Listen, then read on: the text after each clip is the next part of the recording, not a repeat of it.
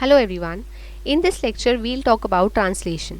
इससे जो हमारे पहले लेक्चर आए थे मॉलिक्यूलर बेसिस ऑफ इनहेरिटेंस के, उसमें हमने देखा था डीएनए रेप्लिकेशन के बारे में, फिर हमने देखा ट्रांसक्रिप्शन के बारे में, जेनेटिक कोड के बारे में, म्यूटेशन के बारे में, और ये हमारा लास्ट लेक्चर है मॉलिक्यूलर बेसिस ऑफ इनहेरिटेंस का, जिसमें हम पढ़ेंगे कि ट्रांसलेशन क्या होता है, ट्रांसलेशन का प्रोसेस होता कैसे है और इसके क्या क्या इंपॉर्टेंट पॉइंट्स होते हैं।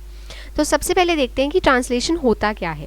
देखो भाई, ट्रांसलेशन हमारा ना एक प्रोसेस है जिसमें हम सीक्वेंस ऑफ न्यूक्लियोटाइड को यूज़ करते हैं और उसको यूज़ करके हम क्या फॉर्म करते हैं, हम फॉर्म करते हैं सीक्वेंस ऑफ अमाइनो एसिड। लेकिन ये हो कैसे रहा है, ये हमारा क्वेश्चन है। तो ये कैसे होता है, जब हमने ट्रांसक्रिप्शन के बारे में पढ़ा था तब हमने देखा था कि हमारा जब डीएनए ट्रांसक्राइब हो जाता है तो वो अलग अलग तरीके के आरएनएस को फॉर्म कर रहा होता है। हमारे पास सबसे पहले एमआरएनए बनता है, ठीक है, टीआरएनए भी हमारे पास बन जाता है। तो ये क्या कर रहे होते हैं, अब ये हमारा ट्रांसलेशन में हेल्प करेंगे। कैसे? एमआरएनए का जो न्यूक्लियोटाइड सीक्वेंस है ना, उसको रीड किया जाता है। उसको कौन रीड करेगा? उसको टीआरएनए रीड करेगा। कैसे रीड करता है? हमने अपने लास्ट लेक्चर में देखा था कि टीआरएनए क्या करता है, न्यूक्लियोटाइड के सीक्वेंस को कोडॉन्स की फॉर्म में रीड करता है, मतलब कि 3-3 के कॉम्बिनेशंस की फॉर्म में रीड करता है। ये कोडॉन क्या करते हैं, ये किसी अमाइनो एसिड के लिए कोड करते हैं। तो जैसे ही टीआरएनए आकर इस कोडॉन को रीड करेगा, वो देखेगा कि अच्छा ठीक है, मुझे ये वाला अमाइनो एसिड लेकर आना है, वो भागा भागा जाएगा और क्या करेगा, वही अमाइनो एसिड उठाकर ले आएगा। इस तरीके से क्या होगा, एमआरएनए के न्यूक्लियोटाइड सीक्वेंस के सारे कोडॉन्स को रीड किया जाएगा, अलग अलग टीआरएनए उसको रीड करेंगे और फिर क्या करेंगे, अमाइनो एसिड को उठाकर लेकर आएंगे। लेकिन अब क्वेश्चन यहाँ पे ये आ रहा है कि भाई देखो, अमाइनो एसिड तो मेरे पास आ गए, लेकिन मैं उस अमाइनो एसिड को असेंबल कैसे करूँ, उनकी एक चेन कैसे बनाई जाए। तो ये जो भाई साहब पीछे हंस रहे हैं ना, इनका नाम क्या है? इनका नाम है राइबोसोम। इस काम को कौन करता है? इस काम को राइबोसोम करता है। वो क्या करने वाला है, ये जो अमाइनो एसिड्स आए हैं, ये इन अमाइनो एसिड्स के बीच में एक बॉन्ड फॉर्मेशन करवा देता है, ठीक है। इस बॉन्ड फॉर्मेशन की वजह से क्या होता है, ये अमाइनो एसिड सारे आपस में साथ में चिपक जाते हैं और क्या करते हैं, एक अमाइनो एसिड का सीक्वेंस फॉर्म कर लेते हैं, ठीक है। तो ये हमने देख लिया कि ट्रांसलेशन कैसे होता है या ट्रांसलेशन क्या होता है, ठीक। अब हम आते हैं इसके कुछ इंपॉर्टेंट पॉइंट्स के ऊपर। देखो भाई, ये इंपॉर्टेंट पॉइंट्स मैंने अलग से मेंशन इसलिए किए हैं क्योंकि ये हमारे काफ़ी सारे एमसीक्यू बेस्ड एग्जाम्स में पूछे जाते हैं, है ना। जैसे नीट हो गया या सीयूईटी हो गया, तो उनमें इसके ऊपर क्वेश्चंस आ जाते हैं। तो इसको हम थोड़ा अलग से याद करेंगे। सबसे पहले क्या है, सबसे पहले है कि ट्रांसलेशन की लोकेशन क्या होती है। तो ट्रांसलेशन की लोकेशन में ना बच्चे गलती कर देते हैं। उनको क्या लगता है, भाई देखो अपना डीएनए कहाँ बैठा है, डीएनए तो बैठा है न्यूक्लियस के अंदर, है ना। अपने पास डीएनए रेप्लिकेशन भी कहाँ हो रही है, न्यूक्लियस में हो रही है। उसके बाद अपना ट्रांसक्रिप्शन भी वहीं हो रहा है और एमआरएनए भी वहीं है। तो क्या होना चाहिए, मेरा ट्रांसलेशन भी वही होना चाहिए। लेकिन ऐसा नहीं होता है, ये गलत आंसर है। एक्चुअली में जब एमआरएनए अपना बन जाता है तो वो एमआरएनए क्या होता है, वो ट्रांसपोर्ट हो जाता है फ्रॉम न्यूक्लियस टू साइटोप्लाज्म, ठीक है। और साइटोप्लाज्म में आने के बाद क्या होता है, तब उसका ट्रांसलेशन शुरू होता है। तो इस बात को बहुत अच्छे से याद रखना कि हमारी जो ट्रांसलेशन की लोकेशन है वो क्या होती है, वो होती है साइटोप्लाज्म। एक पॉइंट हुआ। अब दूसरा पॉइंट क्या कहता है कि हमारे पास में पूरे ट्रांसलेशन के प्रोसेस में क्या क्या चीज़ें इन्वॉल्व हैं। तो सबसे पहले आता है एमआरएनए। एमआरएनए क्या करेगा, टेम्पलेट की तरह काम करेगा। टेम्पलेट को मैं क्या बोल सकती हूँ कि भाई गाइड की तरह काम कर रहा है ये, है ना। मतलब कि इसके पास में क्या है, न्यूक्लियोटाइड का सीक्वेंस है। उस न्यूक्लियोटाइड को सीक्वेंस को कौन रीड कर रहा है, टीआरएनए रीड कर रहा है कोडॉन्स की फॉर्म में, और भागा भागा जाके अमाइनो एसिड उठा के ला रहा है ना। तो क्या हो गया, अपने पास में एमआरएनए क्या कर रहा है, गाइड की तरह काम कर रहा है। फिर आते हैं टीआरएनए पे। अब टीआरएनए को तो भाई कितनी ही बार पढ़ चुके हैं हम लोग कि टीआरएनए क्या कर रहा है, भाई अमाइनो एसिड को उठाकर लेकर आता है ना। फिर आते हैं राइबोसोम के ऊपर। राइबोसोम को अगर याद होगा, हम जब सेल ऑर्गेनल्स के बारे में पढ़ते हैं तो हम क्या कहते हैं कि राइबोसोम मेरी क्या है ना, राइबोसोम मेरी प्रोटीन फैक्ट्री होती है, ठीक है। कि अमाइनो एसिड तो टीआरएनए उठा के ले आया, अब उस अमाइनो एसिड को कंबाइन कौन करेगा, वो करेगा अपना राइबोसोम, ठीक है। तो असेंबली ऑफ अमाइनो एसिड कौन करता है, राइबोसोम करता है। तो ये इंपॉर्टेंट पॉइंट्स हैं, इनको अलग से इसलिए मेंशन किया गया है ताकि इनको अलग से आप याद कर सको, ठीक है। तो यहाँ हमने पूरा पढ़ लिया इंपॉर्टेंट पॉइंट्स भी क्या क्या पूछे जा सकते हैं। अब आते हैं प्रोसेस ऑफ ट्रांसलेशन के ऊपर। प्रोसेस ऑफ ट्रांसलेशन जो होता है ना, पहले यहाँ पे एक चीज़ याद रखना कि ये हमारा 3 स्टेप प्रोसेस होता है ना। इसमें 3 अलग अलग स्टेप्स होते हैं। तो हम एक एक करके सारे स्टेप्स को पढ़ते हैं। सबसे पहले क्या आता है, सबसे पहले मेरे पास आता है चार्जिंग ऑफ टीआरएनए। अब टीआरएनए की चार्जिंग का मतलब क्या हो गया भाई, इसे क्या आप करंट प्रोवाइड करोगे? ऐसा कुछ नहीं होता। हमारे पास में टीआरएनए की चार्जिंग का मतलब होता है कि देखो मेरा ये जो टीआरएनए खड़ा हुआ है यहाँ पे एकदम मस्त हंस रहा है खड़ा होके, इसको क्या चाहिए, इसको चाहिए अमाइनो एसिड, ठीक है। अब ये क्या करके आया है, आप ध्यान से देखोगे तो ये टीआरएनए क्या करके आया है, ये कोडोन रीड करके आया है, ठीक है। अब ये क्या करेगा, अब उस कोडोन के कॉरेस्पॉन्डिंग ये अमाइनो एसिड को ढूंढेगा। तो जब इसे अमाइनो एसिड मिल जाता है और वो अमाइनो एसिड क्या करता है, वो इस टीआरएनए के साथ अटैच हो जाता है, तब हम कहते हैं कि मेरा टीआरएनए क्या हो चुका है, चार्ज हो चुका है। मतलब क्या हुआ, चार्जिंग ऑफ टीआरएनए का मतलब हुआ कि इसके साथ जो भी अमाइनो एसिड इसको लेके जाना होता है राइबोसोम पे, जब वो अमाइनो एसिड इसके साथ अटैच हो जाएगा तो हम कहेंगे कि टीआरएनए क्या हो गया है, चार्ज हो गया है। या फिर आप कह सकते हो कि अमाइनो एसिड जब लोड हो जाता है किसके ऊपर, टीआरएनए के ऊपर, तब क्या हम बोलेंगे कि हमारा टीआरएनए चार्ज हो गया है। लेकिन ये जितना सिंपल प्रोसेस दिख रहा है ये उतना है नहीं, ठीक है। इसके लिए हमें क्या करना पड़ता है, हमें देनी पड़ती है अमाइनो एसिड को रिश्वत। कैसे, देखो भाई, अपना अमाइनो एसिड ना कोई ऐसा मामूली इंसान तो है नहीं, इतना बड़ा इसके ऊपर बोझ है कि ये सारे मिल मिल के क्या करने वाले हैं, प्रोटीन बनाने वाले हैं। तो अमाइनो एसिड कहता है कि ऐसे फ्री में तो मैं जाऊंगा नहीं तुम्हारे साथ, तो तुम मुझे क्या दो, पहले तुम मुझे दो एनर्जी, ठीक है। तो हम ये क्या मांगेगा, ये मांगेगा कि तुम मुझे पहले एटीपी दो। तो सबसे पहले क्या होता है, हम अमाइनो एसिड को एटीपी दे के क्या करते हैं, एनर्जाइज करते हैं, है ना। अब एटीपी मिलने के बाद क्या होता है, इसको हम क्या बोलेंगे, इसे हम बोलेंगे अमाइनो असाइल का कॉम्प्लेक्स बन चुका है ये पूरा, ठीक है। अमाइनो एसाइल एंजाइम कॉम्प्लेक्स इसे हम बोलते हैं। अब एंजाइम कॉम्प्लेक्स हमने क्यों ऐड करा भाई, अमाइनो एसाइल समझ आ गया, चलो ठीक है नाम होगा, लेकिन एंजाइम में क्यों बोल रही हूँ, एंजाइम इसलिए बोल रही हूँ क्योंकि हमारी बॉडी में भाई कोई भी काम जो हो रहा है वो बिना एंजाइम के तो हो नहीं सकता, है ना। हर चीज़ को, छोटी से छोटी सी चीज़ को हमारी क्या चाहिए होता है, एंजाइम चाहिए होता है। तो अमाइनो एसिड में जब एटीपी का एडिशन हो रहा होता है उस टाइम पे एक एंजाइम आता है जिसका नाम है अमाइनो असाइल टीआरएनए सिंथेटेज। बहुत ही इंपॉर्टेंट एंजाइम है, इनफैक्ट पूरे के पूरे ट्रांसलेशन प्रोसेस का सबसे इंपॉर्टेंट एंजाइम कौन सा है, अमाइनो असाइल टीआरएनए सिंथेटेज, ठीक है। ये एंजाइम क्या करता है, यही वो एंजाइम है जो क्या करेगा, इस अमाइनो एसिड को एनर्जी प्रोवाइड करता है ना। अब एनर्जी मिल गई, एनर्जी मिलने के बाद ही क्या बन गया, अमाइनो असाइल एंजाइम कॉम्प्लेक्स बन गया, ठीक है।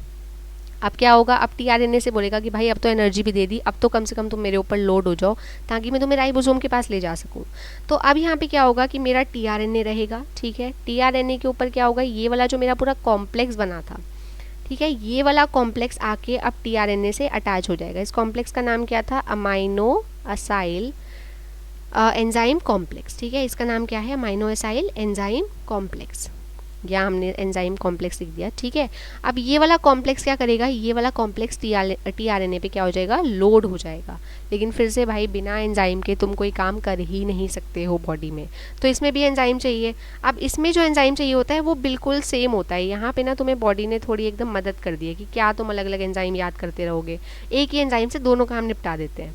तो ये यहाँ पे भी हमारा यही वाला एंजाइम काम में आ रहा है जिसका नाम है अमाइनो असाइल टीआरएनए सिंथेटेज। 5 बार मैं बोल चुकी हूँ, अब तो याद हो ही गया होगा कि एंजाइम का नाम क्या है, ठीक है। तो यहाँ पे सेम एंजाइम यूज़ होता है। अब ये सेम एंजाइम यूज़ होने के बाद क्या होगा, मेरा टीआरएनए हो चुका है लोड, या फिर आप बोल सकते हो मेरा टीआरएनए हो चुका है चार्ज, कि इसके ऊपर अब क्या आ गया है, वो अमाइनो एसिड आ गया है जिसको ये लेने के लिए आया था, ठीक है। अब यहाँ पे पहली बार हो रहा है कि हम सवारी को पैसा दे रहे हैं कि भाई तुम मेरे साथ चल लो, तो इस तरीके से यहाँ पे पूरा चार्जिंग होती है। अब यहाँ एक इम्पॉर्टेंट क्वेश्चन जो बनता है वो क्या बनता है, एक तो यही है कि एंजाइम क्या है, ठीक है, किस तरीके से चार्जिंग होती है, ये तो है ही है इंपॉर्टेंट। इसके साथ में एक इम्पॉर्टेंट क्वेश्चन होता है कि टीआरएनए की कौन सी साइड पे जाके आपका amino acyl enzyme complex attach होता है ना। तो उसको देखने के लिए यहाँ पे ना तुम टीआरएनए का थोड़ा स्ट्रक्चर देखो। टीआरएनए कुछ ऐसा दिखाई देता है, इसका क्या है, थोड़ा लूप जैसा स्ट्रक्चर है, और इसके पास में ना 4 लूप्स होते हैं, या फिर आप कह लो 4 आर्म्स होती हैं, है ना। अब ये 4 आर्म का कैसे कैसे नाम होता है देखो। सबसे पहले ये मेरी फर्स्ट आर्म, इसको हम बोलेंगे फर्स्ट आर्म हो गई, ये हो गई मेरी सेकंड आर्म, ये हो गई इसकी थर्ड आर्म, और ये हो गई इसकी फोर्थ आर्म। अब हम देखेंगे कि कोई भी आपका चाहे एमआरएनए हो, टीआरएनए हो, चाहे डीएनए हो, सबके पास पोलैरिटी तो होती है, बिना पोलैरिटी के तो बन नहीं सकता। तो इसके पास क्या होता है, एक 5 प्राइम एंड होता है और एक 3 प्राइम एंड होता है, ठीक है। अब इनका क्या सिग्निफिकेंस है वो देखो। सबसे पहले जो मेरा सेकंड आर्म होती है, सेकंड आर्म क्या करती है, वो कोडॉन को रीड करती है। ये किसका स्ट्रक्चर है, टीआरएनए का स्ट्रक्चर है, याद रखना। कोडॉन को क्या करती है, रीड करती है। 2 जो हमारी साइट है, साइट नंबर 2 जो है या सेकंड आर्म जो है वो कोडॉन को रीड कर रही है। ये जो तुम्हारा अमाइनो असाइल एंजाइम कॉम्प्लेक्स है ये 3 प्राइम पोजीशन पे ऐड होता है। Very very very important part कि कहाँ पे ये ऐड हो रहा है, ये ऐड होता है 3 प्राइम पोजीशन पे। ठीक है, इससे क्वेश्चन पूछे जा सकते हैं एमसीक्यूज में भी, तो याद रखना कहाँ ऐड होता है, 3 प्राइम पोजीशन पे आके तुम्हारा amino acyl enzyme complex add होता है टीआरएनए पे। इस तरीके से मेरा टीआरएनए क्या हो चुका है, लोड हो चुका है। अब उसके ऊपर वो अमाइनो एसिड है जिसको वो लेने आया था या जिसका वो कोडॉन पढ़ के आया था। ठीक है, अब हम क्या जाएंगे, अब हम जाएंगे अपने नेक्स्ट स्टेप पे। अब नेक्स्ट स्टेप क्या होता है, मेरा राइबोसोम की चार्जिंग और राइबोसोम का एक्टिवेशन होना। ठीक है, अब देखो ये लिखा स्टेप नंबर 2 है, बट आप ध्यान से देखोगे ना तो ये स्टेप 1 और स्टेप 2 जो है वो ऑलमोस्ट साइमल्टेनियसली होते हैं, एक साथ ही हो रहे होते हैं। ठीक है, तो यहाँ एक्टिवेशन ऑफ राइबोसोम का मतलब क्या होता है, भाई यहाँ हम एक्टिवेशन कैसे कर रहे हैं, इसको हम ऐसा क्या दे रहे हैं कि ये एक्टिवेट होता है। देखो मेरे पास जो राइबोसोम होता है जब वो साइटोप्लाज्म के अंदर होता है तो साइटोप्लाज्म के अंदर वो किस फॉर्म में होता है, वो सेपरेटेड फॉर्म में होता है। ठीक है, मतलब इस तरीके से जैसे मान लो कि हमारे पास एक मशीन है और एक मशीन के हमने 2 अलग अलग हाफ करके रखे हुए हैं। ठीक है, तो इसमें क्या होती है, एक स्मॉल सब यूनिट होती है और एक लार्ज सब यूनिट होती है। अब क्या होता है, जैसे ही ट्रांसलेशन का प्रोसेस स्टार्ट करना होता है तो उस प्रोसेस को स्टार्ट करने के लिए ये दोनों सब यूनिट क्या हो जाती हैं, ये हो जाती हैं कंबाइन। और जैसे ही ये दोनों सब यूनिट कंबाइन होती हैं वैसे ही क्या होता है, मेरा राइबोसोम चार्ज हो जाता है और वो तुरंत क्या करता है, ट्रांसलेशन के प्रोसेस को इनिशिएट कर देता है। तो समझ आ रहा है कि एक्टिवेशन ऑफ राइबोसोम का मतलब क्या हो रहा है कि ऐसे मान के चलो कि भाई मेरे पास कोई एक मशीन है, उसके 2 अलग अलग पार्ट हैं, तो अब मुझे उस मशीन को काम में लाने के लिए उसके दोनों पार्ट जोड़ने पड़ेंगे ना, या अलग अलग काम कराते रहेंगे, अलग अलग तो वो किसी काम के ही नहीं है। तो इसीलिए हम क्या करेंगे, इन दोनों सब यूनिट्स को जब जोड़ दिया जाता है तो हमारा राइबोसोम क्या होता है, एक्टिव हो जाता है और अपना ट्रांसलेशन स्टार्ट कर सकता है ना। अब इसमें आते हैं कि इसकी 2 जो सब यूनिट हैं उनमें क्या क्या है, एक तो अपने पास लार्ज सब यूनिट होती है, एक होती है स्मॉल सब यूनिट। लार्ज सब यूनिट में तुम देख रहे होगे कि यहाँ पे हमारे पास क्या है, छोटी छोटी ना साइट्स है, EPA नाम से क्या होती हैं, साइट्स होती हैं। अब पहले समझते हैं कि EPA साइट्स का मतलब क्या होता है। ए साइट जो यहाँ पे है, जो सबसे पहली साइट होती है, ठीक है, सबसे पहली साइट हम ए साइट को मानते हैं, इसे हम कहते हैं अमाइनो असाइल साइट। ठीक है, क्या कहते हैं हम इसे, अमाइनो असाइल साइट कहा जाता है इसको। फिर आती है मेरी पी साइट। पी साइट को क्या कहा जाता है, पेप्टिडाइल या पेप्टाइडिल साइट, जो भी तुम्हें प्रोनाउंस करना है, पेप्टिडाइल साइट इसे कहते हैं। फिर आता है मेरे पास में ई साइट। ई का नाम होता है मस्त एकदम एग्जिट, कि यहाँ से भाई अपना काम वाम निपटाओ और चुपचाप निकल लो, तो ये क्या है, एग्जिट साइट हो गई है यहाँ पे। ठीक है, अब यहाँ पे ये याद करना बहुत ज़रूरी है, इनके नाम याद करने देखो बहुत ज़रूरी है, इनसे पूछा जा सकता है कि हाँ बताओ भाई पी साइट का क्या नाम है, ए साइट का क्या नाम है, तो याद रखना कि ए को हम कहते हैं अमाइनो एसाइल साइट, पी को हम कहते हैं पेप्टिडाइल साइट और ई को हम क्या कहते हैं, एग्जिट साइट। क्यों है ये, क्या कर रही है लार्ज राइबोसोम में बैठ के, एकदम उसकी सब यूनिट में बैठ के करती क्या है, वो हम देखते हैं इलोंगेशन में। तो इलोंगेशन क्या होता है, मेरे पूरे ट्रांसलेशन का सबसे लास्ट स्टेप जो होता है वो क्या होता है, इलोंगेशन होता है। यहाँ पे इलोंगेशन में क्या होने वाला है, देखो यहाँ इलोंगेशन में सबसे अच्छा एक ना सबसे इंपॉर्टेंट बात, जो पहले इलोंगेशन से सबसे पहले मैं ये बता देती हूँ कि हमारा जो पहला टीआरएनए है ना, बच्चों को क्या लगेगा कि अगर हम कह रहे हैं कि मेरी पहली साइट ए साइट है तो पहला टीआरएनए ए साइट पे आना चाहिए, लेकिन ऐसा नहीं होता। जो फर्स्ट टीआरएनए होता है, उल्टा लिख दिया, फर्स्ट टीआरएनए लिखना था, फर्स्ट टीआरएनए जो होता है वो कहाँ आता है, वो पी साइट पे आता है। Again a very good MCQ question, इससे पूछा जा सकता है कि कौन सी साइट पे सबसे पहला टीआरएनए आता है ना। अब इसको समझते हैं होता कैसे है। लेट्स से कि मेरे पास में ना ये एक टीआरएनए था, ये एक अमाइनो एसिड को लेकर आया था, जो इसने कोडॉन के लिए, मतलब जिस कोडॉन को ये पढ़ के गया था उसके लिए एक अमाइनो एसिड लेकर आया। तो आके सबसे पहले कहाँ बैठेगा, ये बैठेगा पी साइट पे, यहाँ आके ये बैठ गया। ठीक है, ये अपना मस्त एकदम ग्रीन कलर का अमाइनो एसिड लेकर आया है। ठीक, अब इसके साथ क्या हुआ, इसके साथ में एक और मेरे पास में क्या आ रहा है, यहाँ टीआरएनए आ रहा है, और ये टीआरएनए कौन सा अमाइनो एसिड लेकर आया, रेड कलर का, जो भी इसने कोडॉन पढ़ा होगा उसके कॉरेस्पॉन्डिंग ये अमाइनो एसिड लेकर आया। अब ये आके बैठ गया ए साइड पे। ठीक है, अब ये आके बैठ गया कहाँ पे, ए साइड पे। तो अब तुम देखोगे कि मेरी लार्ज सब यूनिट में जो ये दोनों साइड्स होती हैं ना, या तीनों साइड, ये इतनी क्लोज प्रॉक्सिमिटी में होती हैं कि इन पे जो लगे हुए अमाइनो एसिड्स होते हैं, या इनके पास में जो अमाइनो एसिड आ जाते हैं, वो आपस में बॉन्ड फॉर्मेशन कर सकते हैं। ठीक है, अब ये ग्रीन और रेड अमाइनो एसिड क्या करेंगे, ये आपस में कर लेंगे बॉन्ड फॉर्मेशन, जिसका नाम क्या है, पेप्टाइड बॉन्ड। पेप्टाइड बॉन्ड क्या होता है, पेप्टाइड बॉन्ड तो सुना सुना सा नाम है, ये तो वो वाला बॉन्ड होता था ना जो अमाइनो एसिड के बीच में बनता था ताकि एक प्रोटीन की पूरी चेन बन सके या पॉलीपेप्टाइड चेन बन सके। तो ये क्या है, मेरे पास में पेप्टाइड बॉन्ड का फॉर्मेशन हो जाता है इन दोनों या इन सारे अमाइनो एसिड्स के बीच में। अब जब पेप्टाइड बॉन्ड का फॉर्मेशन हो ही गया है तो ये दोनों अमाइनो एसिड को चिपक जाना चाहिए आपस में। तो अब क्या होगा, ये ग्रीन वाला अमाइनो एसिड क्या करेगा, ये रेड वाले अमाइनो एसिड के ऊपर जाके चिपक जाएगा। तो अब अगला सिनेरियो कुछ इस तरीके से दिखाई देगा कि ये जो ग्रीन वाला हमारा टीआरएनए था, इसको लगेगा कि मेरा काम तो हो गया, मेरा अमाइनो एसिड तो मुझे छोड़ के भाग गया। ठीक है, तो अब मैं क्या करूँ, मैं यहाँ से चुपचाप निकल जाता हूँ। तो वो एग्जिट साइड पे आ जाएगा। रेड वाला क्या करेगा, टीआरएनए, रेड वाला टीआरएनए आपका कुछ इस तरीके से दिखाई देगा, वो पी साइड पे आ जाएगा। अब रेड वाला जो टीआरएनए है उसके ऊपर एक तो अपना अमाइनो एसिड रहेगा रेड वाला, साथ में ग्रीन वाला अमाइनो एसिड भी आ जाएगा, क्योंकि उन दोनों के बीच में क्या हो गया था, बॉन्ड फॉर्मेशन हो गया था।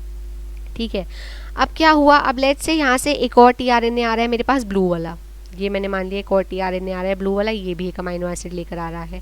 अब ये आके कहाँ बैठेगा, ये आके बैठेगा ए साइड पे। ठीक है, ए साइड पे जैसे ही आएगा तो क्या होगा यहाँ पे, अब देखो अगला प्रोसीजर कैसे होता है। अगले प्रोसीजर में, अच्छा पहले इसको ए साइड पे ना बिठा देते हैं कि भाई ये ए साइड पे आके इस तरीके से बैठ गया, ये मेरा अमाइनो एसिड लेकर आया टीआरएनए और बैठ गया। अब ग्रीन वाला देख रहा है कि मेरा तो कोई रोल ही नहीं है, मेरा तो ना मेरे पास अमाइनो एसिड है ना मेरे पास कुछ है, मैं चुपचाप यहाँ से निकल जाता हूँ। तो ये क्या करेगा, ये एग्जिट कर जाएगा। अब क्या बचा मेरे पास, अब बचा मेरे पास में रेड वाला टीआरएनए। ठीक, रेड वाला टीआरएनए क्या करेगा, अब देखो यहाँ क्या है, ये जो ग्रीन वाला अमाइनो एसिड है इसके और ये ब्लू वाले अमाइनो एसिड के बीच में क्या हो जाएगा, बॉन्ड फॉर्मेशन हो जाएगा। तो पूरी की पूरी ये वाली जो चेन है ये किस पे शिफ्ट हो जाएगी, ब्लू वाले टीआरएनए पे शिफ्ट हो जाएगी। ठीक, तो अब यहाँ पे किस तरीके से तुम्हें दिखाई देगा, तुम्हें दिखाई देगा कुछ इस तरीके से कि रेड वाला टीआरएनए खाली हो गया, जैसे बेचारा ग्रीन वाला खाली हो गया था ना वैसे ही। ठीक, अब ब्लू वाले के ऊपर सारी की सारी चेन आके चिपक गई है, ये रही मेरा ब्लू वाला अमाइनो एसिड, उसके साथ में क्या हुआ, उसके साथ में रेड वाला अमाइनो एसिड भी इसके ऊपर ही आके चिपक गया क्योंकि उनके ऊपर बॉन्ड फॉर्मेशन हो गया है, और साथ में ग्रीन वाला अमाइनो एसिड भी इसी पर आकर चिपक गया। ऐसे ही फिर कोई और अपने पास टीआरएनए आएगा, ऐसे करते करते क्या होगा, जैसे जैसे पेप्टाइड बॉन्ड बनता चला जाएगा वैसे वैसे हमारी जो अमाइनो एसिड का सीक्वेंस है वो फॉर्म होता चला जाएगा। ठीक है, और लास्ट में क्या होगा, लास्ट में जैसे ही मेरे पास एक स्टॉप कोडॉन आ जाएगा। स्टॉप कोडॉन कौन से होते हैं, AUG होता, अच्छा AUG तो स्टार्ट कोडॉन होता है भाई, याद रखना इस चीज़ को। स्टॉप कोडॉन कौन से होते हैं, UA, मस्त मस्त नाम होते हैं ना, UA होता है, UAG होता है, UGA होता है, क्या एकदम मस्त नाम रखे गए हैं। तो ये तीनों स्टॉप कोडॉन जैसे ही दिखाई देंगे वैसे ही राइबोसोम की दोनों सब यूनिट क्या होंगी, डिटैच हो जाएंगी, वैसे ही क्या होगा, यहाँ पे पूरा ट्रांसलेशन का प्रोसेस रुक जाएगा। तो तुम्हें समझ आया किस तरीके से यहाँ पे अमाइनो एसिड की चेन बनती चली जाती है। ठीक है, किस, अच्छा ये एक चीज़ और याद रखना, यहाँ पे ये जो तुम्हारे दिखाई दे रहे हैं ना टीआरएनए मूव हो रहे हैं, ए साइड से पी साइड पे गया, फिर पी साइड से ई साइड से एग्जिट मार गया, इसको हम कहते हैं ट्रांसलोकेशन होना, है ना भाई। अपना अपना काम होता चला जाए तो चुप करके वहाँ से निकलते चले जाओ, वहीं बैठे थोड़ी रहोगे। तो इसको हम क्या बोलते हैं, इसको हम कहते हैं ट्रांसलोकेशन हो जाना, मतलब टीआरएनए अपना अपना अमाइनो एसिड जो है अपने पिछले वाले टीआरएनए को दे रहा है, बॉन्ड फॉर्मेशन हो रहा है और वो चुपचाप निकल जाता है फिर। ठीक है, इसको हम क्या बोल रहे थे, ट्रांसलोकेशन होना। तो यहाँ आके मेरा पूरा का पूरा क्या होता है, ट्रांसलेशन का प्रोसेस ख़त्म हो जाता है। ठीक है, अब हमने क्या क्या देख लिया इस लेक्चर में, एक बार दोबारा से रिवाइज कर लेते हैं। सबसे पहले हमने देखा कि ट्रांसलेशन होता क्या है, किस तरीके से सीक्वेंस ऑफ न्यूक्लियोटाइड को यूज़ करके हम सीक्वेंस ऑफ अमाइनो एसिड बनाते हैं। फिर हमने देखे कुछ इंपॉर्टेंट पॉइंट्स कि भाई ट्रांसलेशन में क्या क्या चीज़ें इन्वॉल्व होती हैं। फिर हमने देखा कि प्रोसेस ऑफ ट्रांसलेशन आपका 3 स्टेप प्रोसेस है। सबसे पहले क्या होगा, चार्जिंग ऑफ टीआरएनए होगी। ठीक है, उसमें एक इंपॉर्टेंट एंजाइम होता है अमाइनो एसाइल टीआरएनए सिंथेटेज, जो याद रखना है। फिर आता है सेकंड स्टेप जो कि क्या होता है, राइबोसोम का एक्टिवेशन हो जाना। तो राइबोसोम की दोनों सब यूनिट अटैच होती हैं, राइबोसोम एक्टिवेट हो जाता है।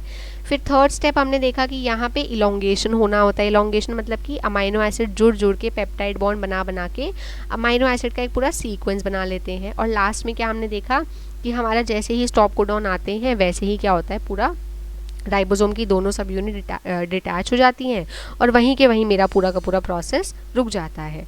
तो यहाँ हमने अपने molecular basis of inheritance chapter को कंप्लीट कर लिया है, ठीक है। आपको इससे रिलेटेड सारी वीडियोस जो हैं प्लेलिस्ट में मिल जाएंगी। And if you like this video kindly give it a thumbs up and subscribe to my channel. Thank you so much for watching.